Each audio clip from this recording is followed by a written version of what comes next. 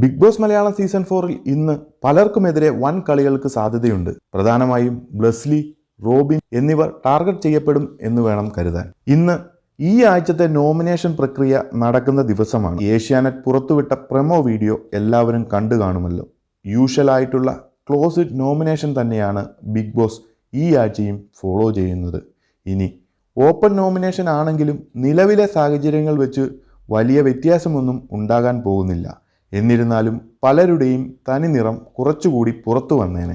ഇന്നത്തെ ഒരു നോമിനേഷൻ നോക്കുമ്പോൾ കൂടുതലും റോബിനും ബ്ലെസ്ലിക്കും എതിരാകാനാണ് സാധ്യത. കാരണം വീക്കെൻഡ് എപ്പിസോഡിൽ ലാലേട്ടന്റെ കയ്യിൽ നിന്നും രൂക്ഷമായ വിമർശനം നേരിടേണ്ടി വന്ന ഒരാളാണ് റോബിൻ. അതിനാൽ ഇതൊരു റീസണായി എടുക്കാനുള്ള സാധ്യത തള്ളിക്കളയാൻ പറ്റുന്നതല്ല. അടുത്തത് ബ്ലെസ്ലിയും സുചിത്രയും തമ്മിലുള്ള ഇഷ്യൂ. ലാലേട്ടൻ അതിൽ വലിയ ഇമ്പോർട്ടൻസ് ഒന്നും കൊടുത്തില്ലെങ്കിലും അതിന്റെ പിന്നിൽ പ്രവർത്തിച്ചവരെ കണ്ടസ്റ്റൻസിന് മനസ്സിലായെങ്കിലും ധന്യയുടെ ദേഹത്ത് വെള്ളമൊഴിച്ച രീതി ഇപ്പോഴും പലരും എതിർക്കുന്നവരാണ്.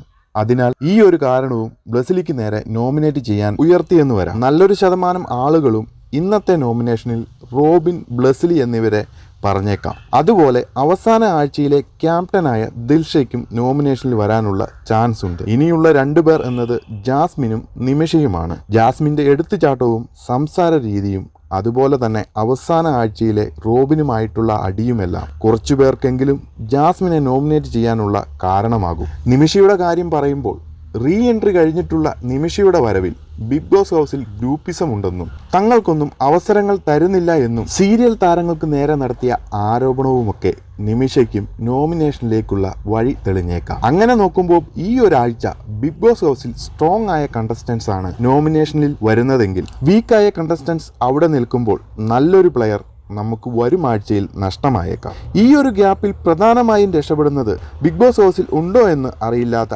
അശ്വിനൊക്കെയാകും.